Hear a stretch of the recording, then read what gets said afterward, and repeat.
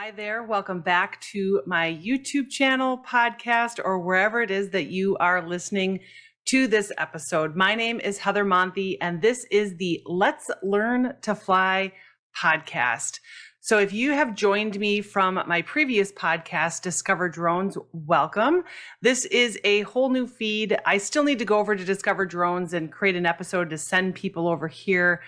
But the reason for the rebrand is that we are going to be talking about more than just drones. We're going to be talking about learning how to fly airplanes and other types of aircraft as well. I am here to answer all of the questions that you have about learning how to fly, about starting a drone business, all that good stuff. So I feel like the Let's Learn to Fly name is a little bit more appropriate for what it is that we will be talking about in the future on this podcast. So welcome.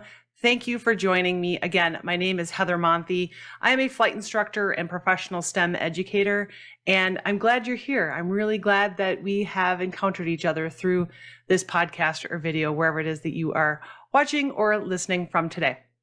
So today's episode, what I wanted to do is talk about some of the different types of side hustles that you can start with your drone. So I've got a list of 10 amazing side hustles that you can start with your drone. So I want to talk a little bit about, what they are, what some of your options are. But first, before you start a drone business, you need to purchase a drone that is suitable for what it is that you want to do. So you have to figure out what it is that you want to do with your drone first. And then you will need to pass the FAA Part 107 remote pilot exam. This is a requirement here in the United States for you. If you are going to fly commercial drone operations, you need to have passed that particular exam. And there's a rule of thumb that I always like to share that if you are flying commercially, money does not need to exchange hands for it to be a commercial operation. The rule of thumb that I always like to share with people is that if it's not recreational, it's commercial, okay? So recreational is you're just up, you're flying your drone, you're having a good time, it's your hobby, you're out having a good day. If somebody asks you to go, film their kid's high school football game, or you're doing somebody a favor by filming their wedding, something like that. Now we're getting into where we are doing commercial operations, even if you're doing it just as a favor, okay? So I do have a link for you if you are interested in getting that certificate, passing that exam. I do have a link for you to get my free study guide where I point out all the different free options that the FAA has. I am in the process of developing a full course to help you if you're looking for an actual course to just sort of guide you through everything that you need to know for that particular exam. So once you've got your drone, you've got your Part 107 certificate, then you've got to find customers that are willing to pay for your services. So you can start by marketing to friends and family, of course, but then you might want to move on then to local businesses, figure out what geographic area you want to serve. If you don't want to drive that far, then don't market to businesses that far. And then once you've got some experience under your belt, then you can start targeting sort of these larger businesses, organizations, get some of that practice beforehand before you start targeting some of those larger businesses and organizations. And your prices are really just going to depend on the type of service that you provide. Some people charge $50 an hour. Some people charge $250 an hour. You're going to see jobs that are posted out there that they're going to try lowballing you. They're going to want you to do it for free. They're going to give you flight time, all that stuff. But you've got to know exactly what it is that your worth is that you bring to the table for that particular organization. So let's get into what those 10 amazing side hustles are that you can start with your drone. The first is that you can film aerial footage of landscapes and nature. It's a great way to make use of the 4K camera or whatever type of camera that you have on your drone, and you can capture some extremely stunning footage. You could sell this footage to stock video websites. You could create your own nature-themed YouTube channel. There's a lot of different options that you can do there. Number 2 is to capture unique aerial shots of weddings, graduations, and other celebrations. They're perfect. Drones are perfect for capturing aerial shots of special events. You could work with event planners or just individuals that are looking to add some unique photos or videos to their particular events. One thing to take into consideration here is that, especially with weddings where it's sort of a quieter event, drones do make noise. And so you want to make sure that you're working with the bride and the groom and the event planner, if there is one, to make sure that you are filming at a time that is appropriate to them, and have their understanding that there could be some noise that comes with that. Number 3 is to help with search and rescue missions in difficult to reach places. So drones can be used to search for people who are difficult or who are lost in difficult terrain. Think about the mountains, the deep forest. You can work with local law enforcement or volunteer organizations to help with these types of missions.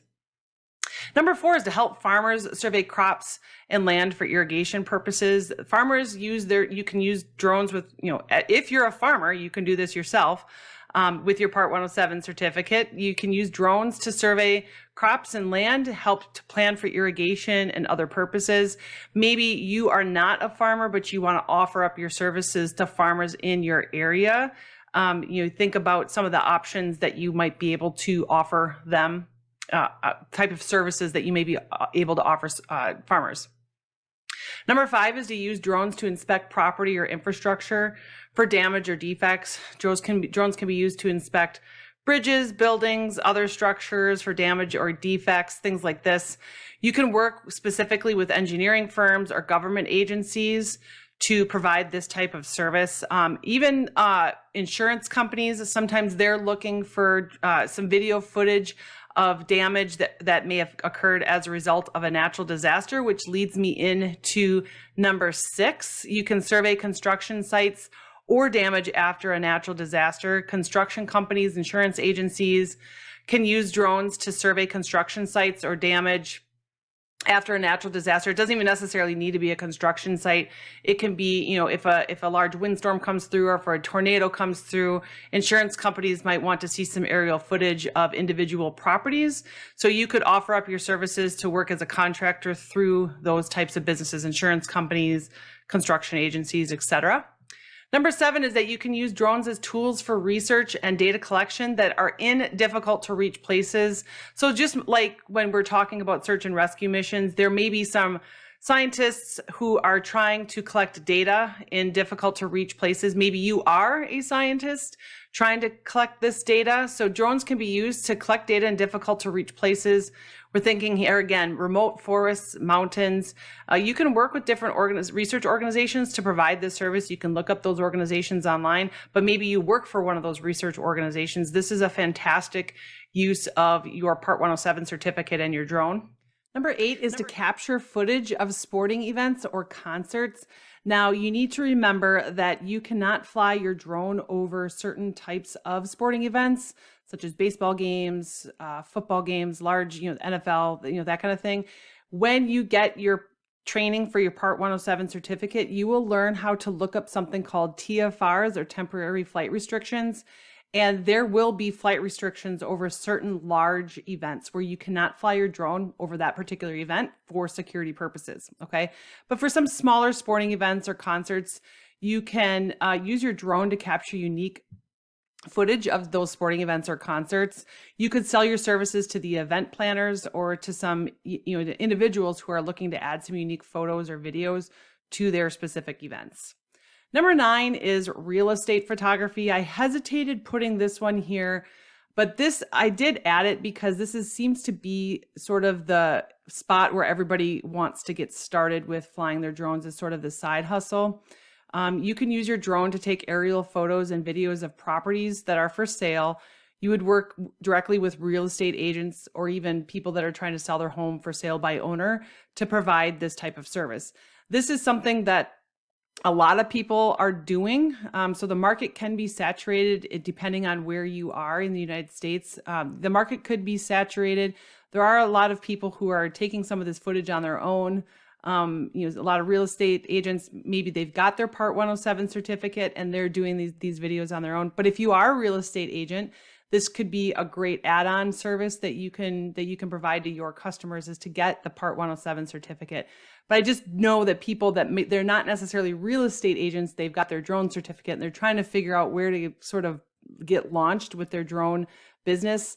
They will start out with drone real estate photography. And number 10 is to start a drone light show. This is a relatively new business idea, but it is one that is growing in popularity. So you can use multiple drones to create unique light displays for parties and events. You could sell your services to event planners or just some individuals that are looking to add some extra flair to their events. I think these drone light shows are pretty cool. I myself would love to just learn how to put one together. But so these are 10 different creative side hustles that you can start with your drone. So with a little bit of creativity and marketing, you can turn your drone and your Part 107 certificate into a lucrative business. So what are you waiting for? Let's get started doing it. So again, I have provided a link for you if you want to grab my study guide for the Part 107 certificate. Grab it. I take all the different FAA resources and show you exactly what it is that you have to study for that exam. So if you've enjoyed this episode, I really would appreciate it if you would share it with somebody who you think may find it beneficial. Please leave me a review on iTunes or wherever it is that you listen to your podcast. Your feedback helps me to continue to produce some great high quality content. So thank you, and I'll see you in the next episode.